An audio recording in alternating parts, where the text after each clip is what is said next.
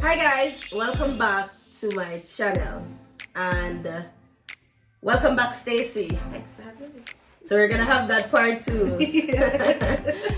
Yes, it's good to have you back Stacy. Guys, as promised, we're gonna be covering the topic as you see in the title.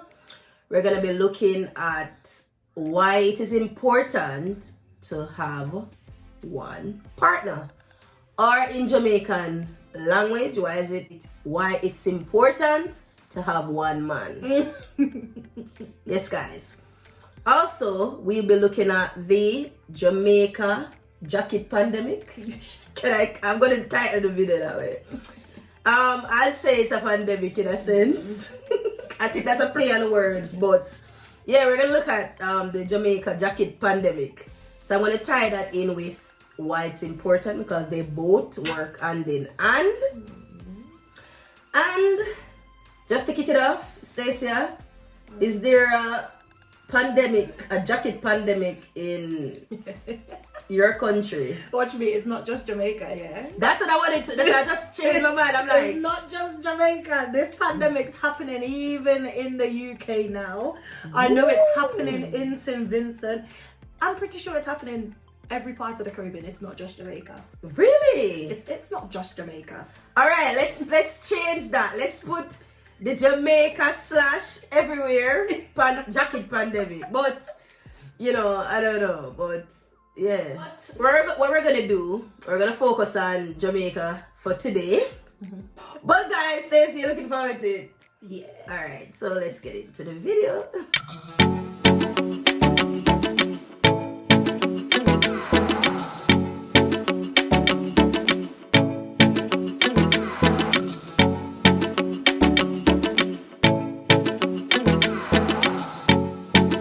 So Stacia, why is it important to have one partner? Why?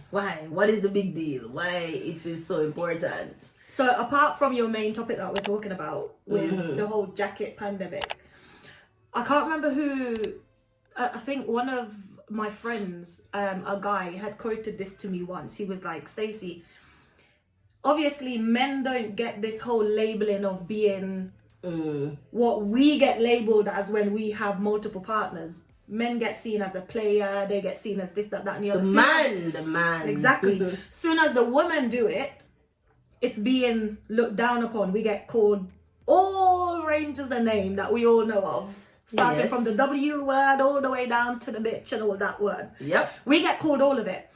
But my friend once said something to me and he goes, Stacey, it's all well and good. You have a lock. That down there, that's your lock. Each lock has their own specific key. Oh. Right?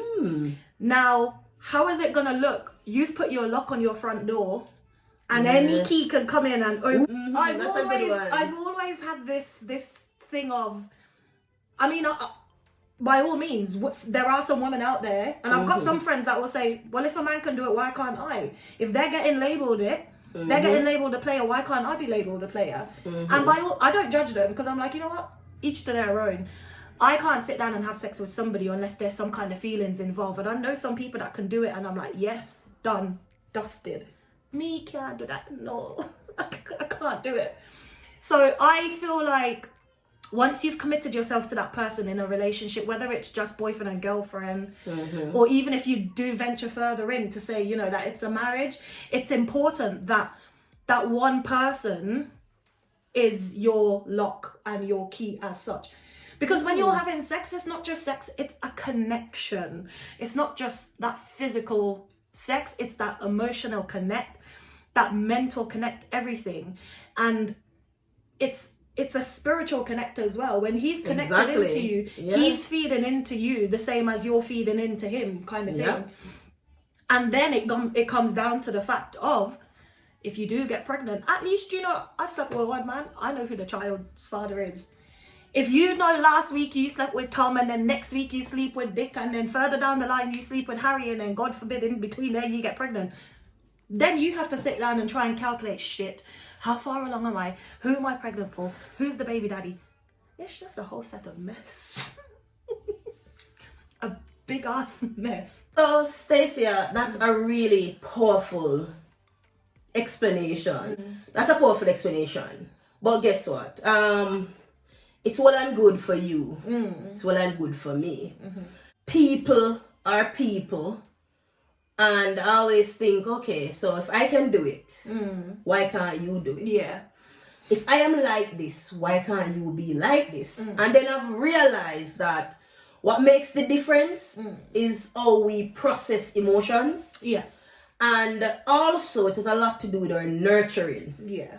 So Stacia, yes, you have people that have been nurtured, like they have parents who love them, teach them certain things.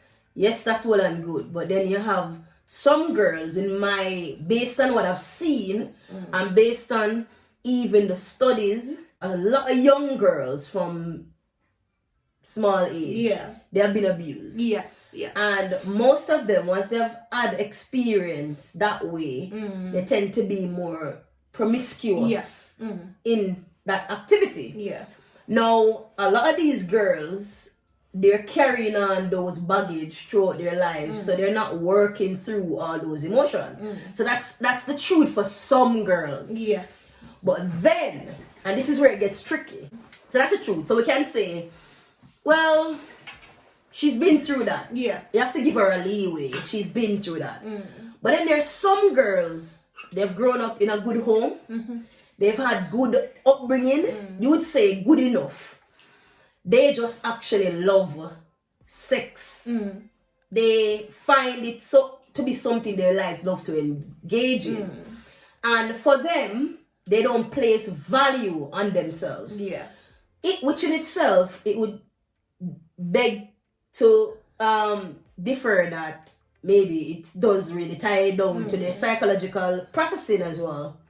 But they don't, the way you would look at sex as something that you should treasure, and it might be down to the way you're brought up or the values that your mother placed in you. But they don't see it that way. And most of them don't even believe in God in the first place. So they don't believe that sex is something to be treasured. Yeah. Which brings to the problem now, which brings to the bigger issue that we're having. As you say, it's in St. Vincent as well. But in Jamaica, there's a jacket pandemic. There's a big thing. And it is so serious because, you know, back in the days when men, they never used to take care of their kids. Yes. Nowadays, the things have changed a bit and men are now stepping up more. But we're having a serious problem where children, and they're the ones who are suffering for it, are in the middle of this whole scandal, the middle of this travesty. Stacia, women are not able to identify, as I said earlier, who the picnic father is. And as we said, it goes right down to the fact that they are so promiscuous. They'll be pregnant and they don't know who exactly it is. And they just decide not to go get a DNA test. They just decide to pawn it off. Why do you think they do that? Like, they just decide to pawn it off upon a man. Which, you know, it's at the end of the day, is it gonna affect? I don't know. So backtracking from like the beginning of your sentence where you said that it could be some upbringing. So from the age of 9 months, I was raised by my grandmother. My grandmother's a Christian, and she believes in the whole getting up every morning, 6 a.m, praying. I had no choice. I had to go to church. In the sense of growing up with my grandmother, where there were certain things I couldn't do, when I saw all my friends being able to do it, in the back of my mind, I was like, should I try it? But then I had the balance where whenever I went to my mum's house, I'd be able to sit down and talk to my mum about these things that would plague me. Whenever I was at my grandmother's house, couldn't do certain things. Say, for example, now, you're in a relationship, so you didn't have that with them. You couldn't have that broach that subject with your grandmother, but you could do it with your mother. But going on to the point of you're in a relationship, Stacia, have you ever felt the need to have more than one? No. So at the same time. No. So this is where I was going into the fact of, you know, my mum has always been in a relationship with every single one of her baby fathers that she's had. Yeah. She's never felt the need to go out and be like, oh, well, he's not satisfying me, I'll go with this one, but then I'll still hang on to him. And she's then instilled that on every single one of her kids. She'll always say to us, there's no point of, if you know you're not happy in that relationship, leave. But can I tell you, get onto another relationship? But can I tell you something very shocking? I don't know if it's the same in St. Vincent. Do you know that their excuse, most of the girls would tell you, it's not to do with being happy or sad? Do you know it's monetary? It's more to do with. So this is what I've noticed and I've seen Stacia is that. So a girl would have a man at home. This is how they run it, especially ghetto life. This is more of a ghetto thing. Yeah, in the inner city. A girl would have her man at home, so she'll love him and all of that. Because let me tell you something, even bad man get jacket, you know. Oh yeah. Don't believe say I just say little nice guys, even the guys with the gun, she know can kill her. Every single one of them get jacket. You understand? So she'll have him at home, and then she feel like in Nagi, because most of the times these girls they have, and this is not to judge anybody, just the reality. Most of this time, these girls, they have the man at home, but they don't really have much money. Just they're with him for the love. Yes. And then they have the man outside now, which is the sugar daddy. They're with him for the money. So him give them the money. But of course, I'm have to give him, them have to give him their body as well. Yeah. And then some of them have 3 man. Yeah. No, it's like when you think about it, I don't know how they balance it. But they balance it, you know, because they can't tell the man at home, you know. No. So this is something that which I want to highlight as well. These men that sit at home that are complaining that them get the jacket. You have your woman and your woman coming home to you, bringing food on the table. You not work. You not give her money, but yet still every day she not working, but you can put food on the table. And as a man, where is she getting the money? You understand? And this is where you have the problem because, of course, what you think is going to happen. You know what I mean? So with being on that side, it doesn't just happen with the woman in the ghetto. It happens with the professional women too, because they'll be out there working, they're bringing in the money, but then it's even a better cover for them in a way. Oh, because they could then look at it and be like, oh well, babe, I'm working like quite late today. Bearing in mind she's got off work at 12 o'clock, 1 o'clock. She's gone to go visit sugar daddy. She then comes home late. Babe, I'm tired, like not in the mood for sex, because she's already had sex with sugar daddy, so she don't care. And then you have to look at the psychological effects as well. Could she have been hurt in the past as to the reason why she's now doing what she's doing to this guy at home? Which brings me to the question now to ask Stacia, do you think women are worse now when it comes on to cheating? That's a good one. Do you think we're worse now? I don't think we're worse. I just think we're better at hiding it. Do share. Hold on. Nah, we don't cheat more. We just know how to cover it better as women. Okay. It's not better. They're not, definitely women are not better at cheating. I just think that some women are just better at hiding it. I can't lie for my life. Yeah, my boyfriend will tell you. Yes, my boyfriend will tell you. He will say, "Are you okay?" And I'll be like, "Yes." Why are you lying to me? I can't lie. But I know some people who can do it without batting an eyelid, and they could get away with it. Yeah. You will get people who are like, yeah, and I'll lie just like that. I don't care. And it's like we say, to each their own. You know what I mean? But I think sometimes human beings, we can be very selfish. We do things and we cheat and we don't think about the consequences of how it's going to affect not just you, but how it affects your partner, how it also then affects your family. At the time, you're being selfish. You're thinking, I don't give a shit about my family. I don't care how they want to react. But you don't think about how it's that domino effect. But like, why do you think? So in that it's selfish, yes. And I think even the other part of it seems to be selfish. Why do you think they end up just giving it, pawning it off to someone they don't know exactly? Why do you think women don't come up front and say, I don't know who got me pregnant? Well, I can imagine they probably get killed. But why bring a child into that situation where the child's not even sure? I know a lot of children that are suffering because of this. Because they don't know who the true father is. And then sometimes they learn later on in life. Sometimes they learn earlier on in life. why do you think a woman making that mistake? So yes, you make a mistake. You cheated. You're having more than one partner, which is something that you shouldn't even been doing. Yeah. When you're pregnant, something as valuable, you know, something as so cherished, and you don't know who the child. The first thing when you get pregnant, you should just be like, okay, that should even be something on your mind to say, I wonder who that is. But so many girls nowadays don't know. The first thing when they get pregnant, they have to be calculating. Yes. But if you have one partner, you don't have to do any calculations. One thing you're calculating is a due date. Even if that person's not your partner. Yeah. Like, I remember me and this guy, we were sleeping, but he wasn't my boyfriend, but he was the only person I slept with. Exactly. So God forbid if anything had to happen then, I knew, well, guess what? You're the only man I slept with in the past year. It's yours. And some men, obviously, they will question it because they think that because they do it, they think because they cheat and they sleep with multiple women, they think automatically that women do the same. And don't get me wrong, some of them do. Yeah, some women do. Some women... Not all of us. That's why I was asking you earlier, Stacia, because based on what I'm seeing now, when I go to Jamaica, these women they have 4 or 5, they're lethal. And that's the thing, to answer your question about women and why they do it, as in like passing off a child to a man they think may not be the child's father, there's still a possibility because obviously they know who they've slept with.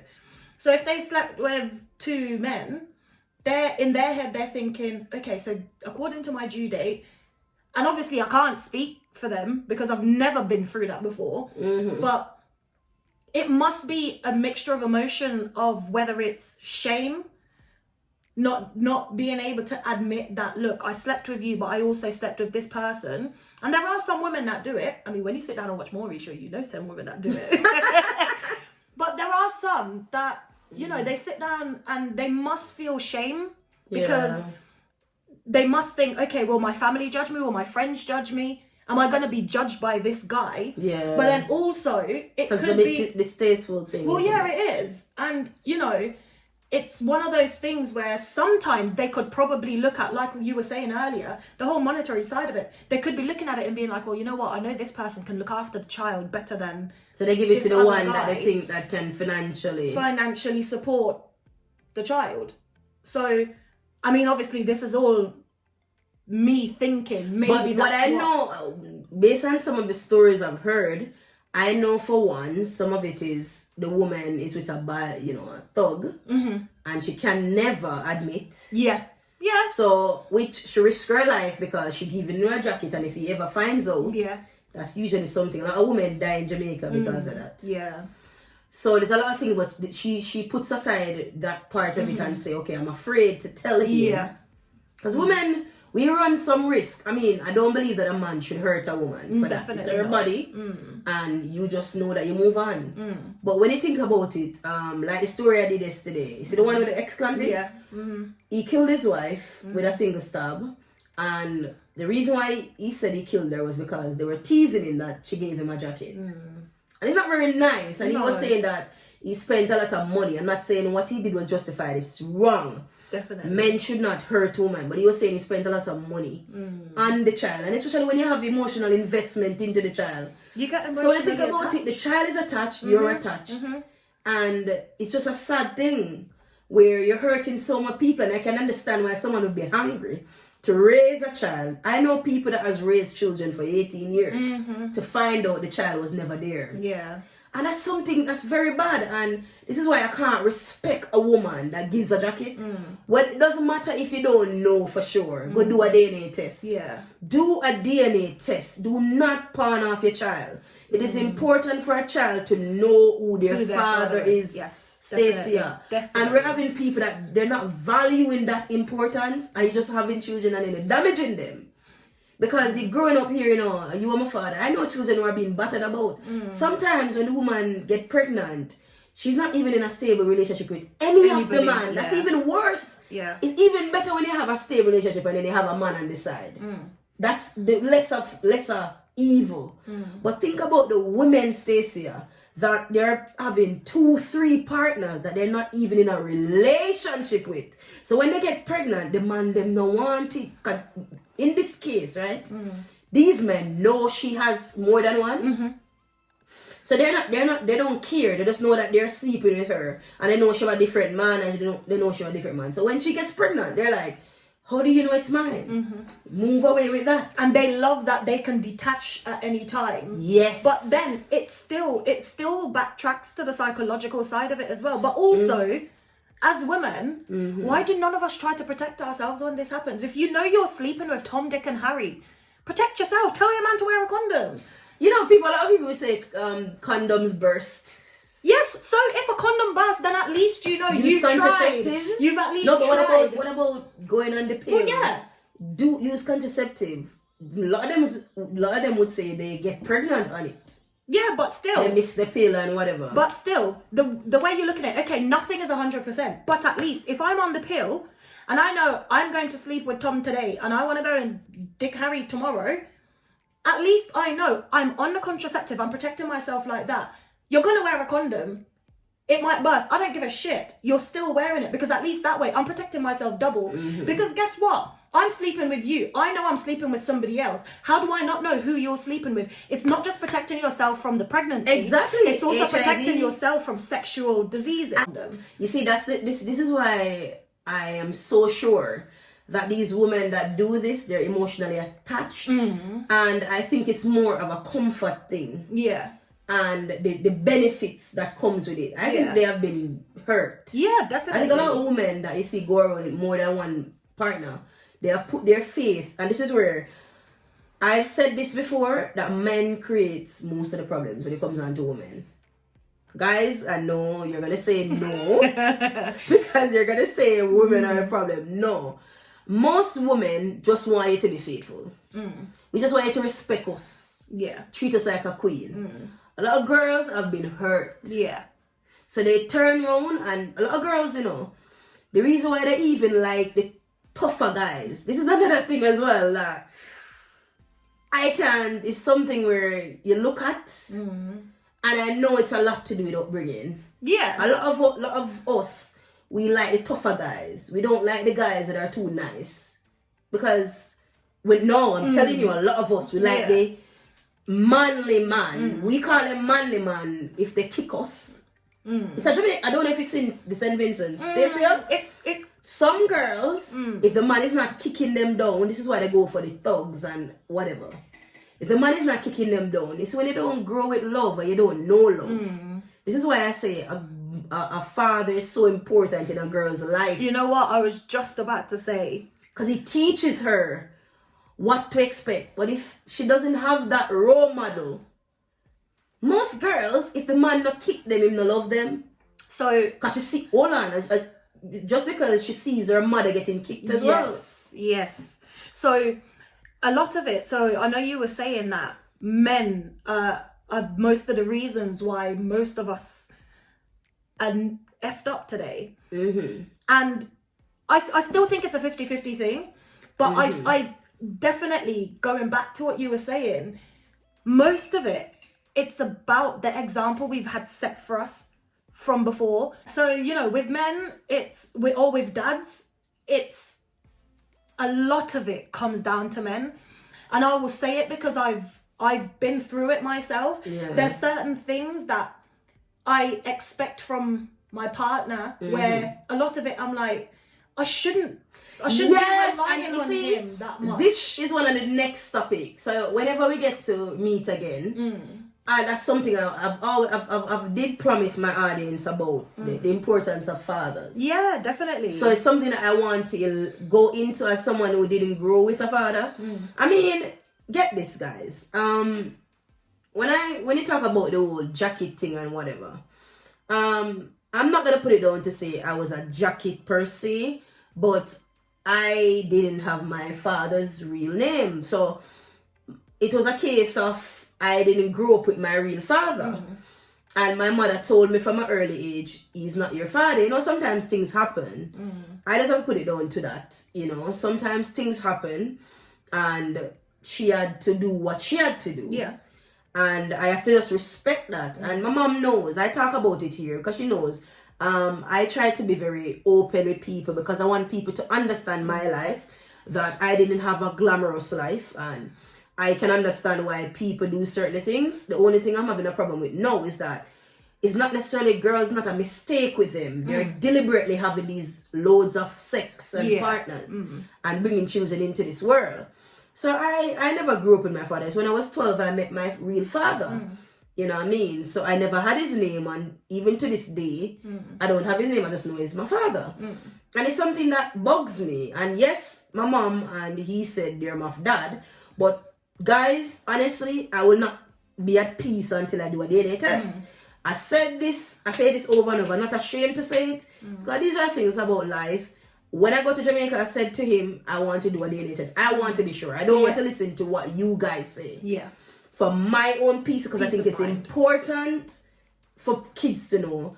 I would, if I could get a DNA machine and go around in my community or wherever and give free DNA tests, I would. Yeah. Because it's important for kids to know who their father is. Real father is. So to conclude, Stacia, this is why. So putting everything into play now, the whole why it's important to have one partner. Obviously, these are some of the baggages.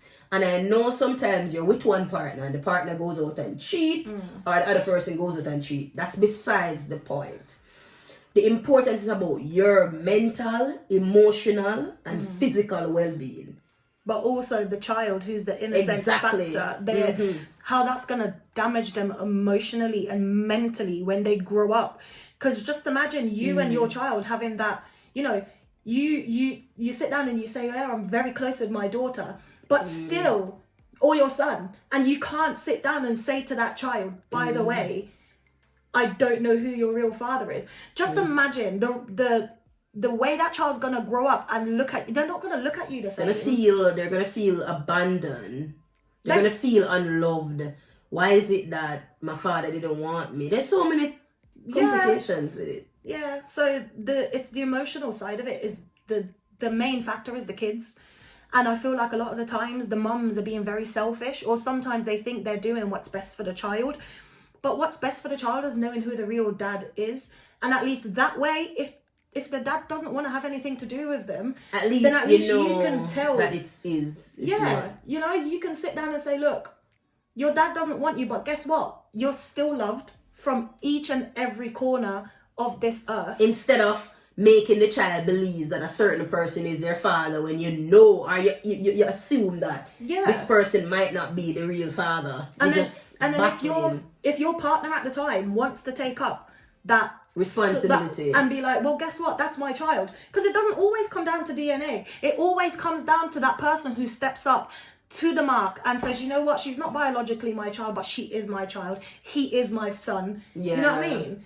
And I think a lot of the times that, you know, men pick up the slack sometimes because they know, I know I'm not the dad, but that's my child. You know, I've watched movies where in the movie the man knows it's not his child, but he never broached the subject. Yeah. But deep down he knows, because you know a man can feel as well. Of course they can. Some men can feel. If they're really in tuned, you know, you can feel. And you know the next thing again, which is the troubling part of all of this. Most of these girls that are going around with so many partners, they're so empty. They're not even being filled, which is gonna bring us down now. So this will conclude the video to my explanation of why it's so important to have one partner. So I don't know if you guys have heard of this, yes? So I'm gonna use this as an illustration, right? So what I have here, guys, is 3 cups, cool? And I'm gonna do a little illustration. Whatever religion you believe you're a part of, it doesn't even matter whether you believe in God or not. This is more a spiritual thing or whatever you choose to connect with. You know, you don't have to be religious to understand some of the feelings that comes with sex and going around with so much partners. So like, this is you, yeah? And this is why you have a lot of damaged girls out there. So this is you. And then you have this Dick, Tom, and let's just spice it up a little bit, and Ari. So Ari Green, guys, there's some demons that you allow in your spirit. There's some demons. I don't know if you've ever seen this illustration before, but there's some demons that you allow in your spirit. So, say for example, you sleep with Tom, yeah? And that's, remember, a woman, we're like, we get. We're the emotional magnet. Yeah. So we're, anything that comes to us, we receive. Men, yes, there's some residue on them, but it's more a deeper level for a woman. So we just say this is dick, so you can keep pouring into you, yeah? And then, obviously, that's a bit of him. And then him gone. Right? So you have him gone. But then he's still left. And then you have Tom. Yeah? And then him pour into you. Right? And then he leaves. Because then, you know, a lot of women, they just move on to the next relationship. They don't ever get to sort themselves out emotionally. Because the whole process of sorting yourself out, which I'll show after, there's a reason why you need to empty yourself first.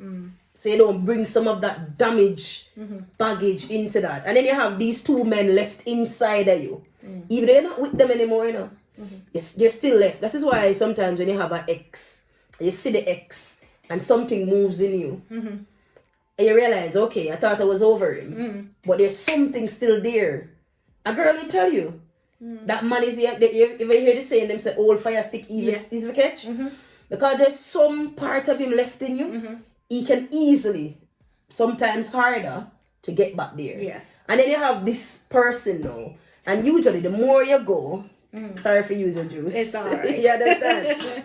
So the more you go, the worse it gets. Because remember, it's a lot of things built up. So you're not even able to provide any healthy function. You're not healthy enough. So you're attracting. Because whatever you are, you're gonna attract. You understand? So if you're damaged, if you're terrible, you're gonna attract terrible man. If you're a decent girl, you'll attract. Trust me. Ask any man that is decent and he's a husband material, the type of woman that he wants. He wants a lady. He doesn't want a brawling person that is all over the place and have this, that, the man. So whatever you are, you'll attract. And then you have this person come now. And this person, if you look at it, so this person is like the devil himself, because he's been with 50 to 80 women, and yes, that's the reason why he's so green. Exactly, this is why he's so green. And yes, guys, men carry those baggage as well. Yeah, it's just that it's deeper for women. They carry those spirits. A lot of man, them have, so the amount of women that him sleep with, see, it's a 13. That's even a little amount. So that 13 come upon you, and then when you look, you just look at this. You're no longer a pure vessel. You're a messed up vessel. And all you're doing is you're just using these sexual experiences to make yourself feel good. It's a feel good thing. It's no longer a pleasurable thing. It's he makes me feel good. So you go on to the next man. Yeah. And then him left you and him just a break and a break and a break, and then we cry and we say, oh God, no love me. Oh, life and fear. Oh, why is this happening to me? And then we sit down and say, there's no good man out there. And there's no good man out there. When we're constantly allowing ourselves to be used, damaged, and we're not, a man will look at you and see if you're going to be a liability to him. You understand? That is true. So because there's so much baggage on you, he not look at you as his wife. Because he can sense that.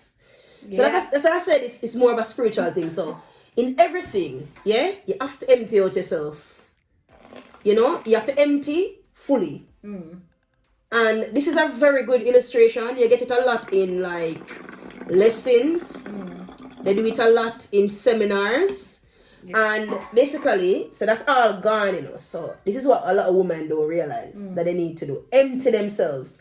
Take the time. And to empty yourself, you need to take the time. Stacia, you hold on to this. Yeah? Take the time to get to know you. Take the time to love you. Because if you cannot love you, nobody will ever love you the way that you can. If you don't love yourself, how is it someone is going to love you? I always say that. You have to, women, not just women, men and women have to learn to love themselves. Have to love someone. Learn what they love. Learn what they will and will not tolerate before we expect somebody to come in and love us. If I'm going to look into the mirror and I'm not going to like my own cracked personality, my own cracked outcome, why should somebody else have to come in and learn to love me if I don't love myself? And that's where a lot of us fall down at the end of the day. Yep. We expect somebody to come in and love us But then they will love us fully and eternally, and we will still find a fault with that person. Yes, we're gonna still feel empty. Yeah, and it's a deeper longing. Yeah. And it comes from self-love, which comes only from God himself. Definitely. And knowing God, because God created us for himself. Yeah. And loving God means loving ourselves, and it's just a correlation of everything. Definitely. And then some of the problems that you're having, where you're going through this embarrassment of not knowing who your child's father is, or this hurt and all of this pain, will be eliminated. But guys, we could go on and on and on and on. It's a very long topic.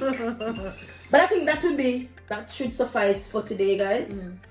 You know, I really like the illustration you gave at the beginning, Stacia. Just to refresh, you spoke about us being a lock. Yes. Men being the key. So you just don't want so many people have only one person should have that key. When you put that lock on your front door, there should only be one key that can open your lock. If you start having that key being copied and giving it to Tom, Dick and Harry could come into your house. You don't know who's going to steal what or leave what behind. One partner. One key to that one lock. That is important. You don't know which demon, which baggage they're leaving behind or taking, because some of them suck the life out of you. Yes. And you're left with nothing. You're left with just an empty shell of what you used to be. Guys, take note. But there you have it, guys. I do hope you enjoyed this topic. I did. Definitely. I really did enjoy it. I did. Thank you again, Stacia. No problem. And she'll definitely be back, guys. I'll be nagging her to be back. She's really good, you know. But yeah, guys, take note. You know, I know that it's not too late. You know, and understand to value yourself. But guys, as always, we do thank you for watching. I hope you have yourself a wonderful day, guys. Until next time. Godspeed. Bye.